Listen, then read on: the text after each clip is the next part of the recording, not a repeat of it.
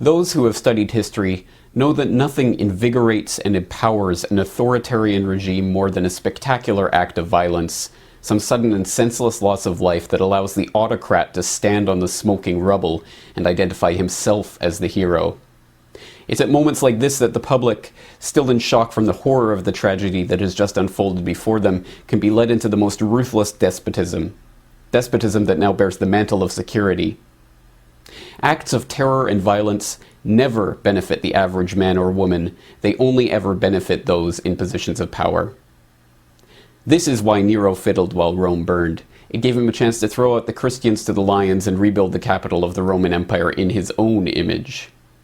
This is why Hearst and the warmongers of the emerging American Empire were delighted by the destruction of the USS Maine in Havana Harbor in 1898. It gave them the excuse they needed to rouse the public into supporting the Spanish-American War.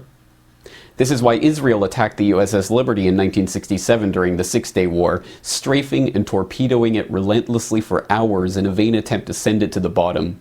The Israelis believed that the loss of the Liberty could be blamed on Egypt and draw the Americans into war. This is why there are hundreds of documented examples of government staging attacks in order to blame them on their political enemies.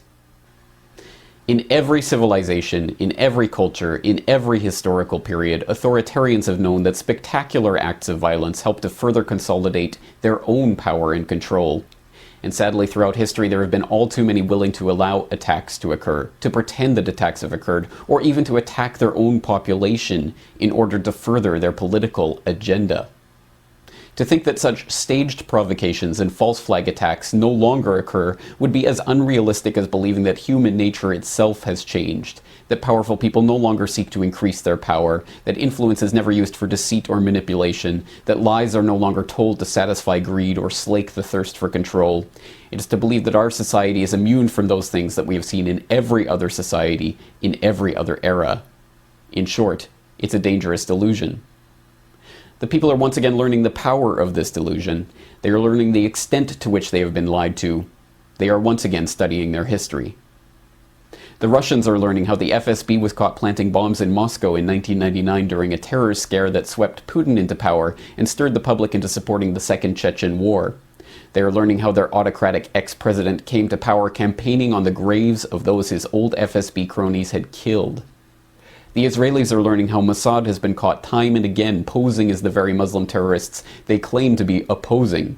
They are learning how Israel uses the specter of terror to further extend their blank check drawn on American funds to expand their police state at home and maintain their hardline stance, the world's sixth largest nuclear superpower supposedly threatened by the possibility that one of their neighbors may one day obtain a single nuclear weapon.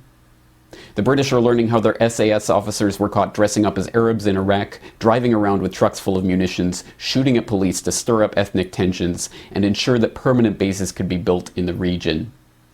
They are learning how Harun Aswat, the supposed mastermind behind the 7/7 bombings, was working for British intelligence. They are learning how British military intelligence took part in IRA bombings. The Indians are learning how the Mumbai attack was helped by a US agent who is cooperating with investigators so that he won't face questioning by foreign authorities. The Canadians are learning how their own provincial police dressed up as protesters in 2007 and threatened violence against other police in order to force a crackdown on peaceful protests. And the Americans. The Americans are learning that there were multiple bombs found, dismantled, and taken out of the Alfred P. Murrah building on April 19, 1995. They are learning that Timothy McVeigh had written a letter to his sister in which he claimed to be in the Special Forces for the US Army. They are learning the bombing was being directed by FBI informants, just as the 1993 World Trade Center bombing was. They are learning about 9/11 and the Gulf of Tonkin and Operation Northwoods and their own Army counterinsurgency manuals that teach officers how to commit false flag attacks to blame on their enemies. In short, the people are learning the truth. And now we see the same build-up to a false flag event taking place that we saw in 1995. At that time, the US had a corporate media desperate to fling mud at anyone concerned by the actions of their government, and it had a government that was desperately unpopular. Today, we see the exact same factors at play. If anything, the situation today is worse than it was in the run-up to the Oklahoma City bombing, with media consolidation meaning that groups of concerned citizens like the Oath Keepers are being attacked by the controlled minions on both the left and the right. And now it is not just the militia that is being demonized by the establishment.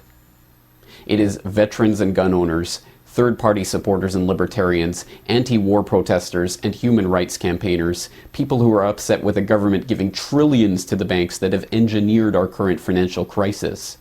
In short, everyone is now a potential terrorist according to the governmental and media agencies that deign to limit our range of acceptable opinion and control dissent. Even the word terrorist means something more than it did back in 1995.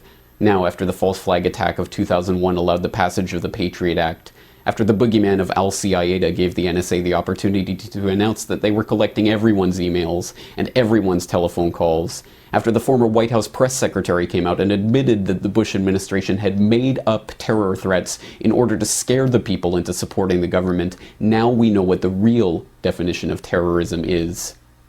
It is governments scaring their own populations into line.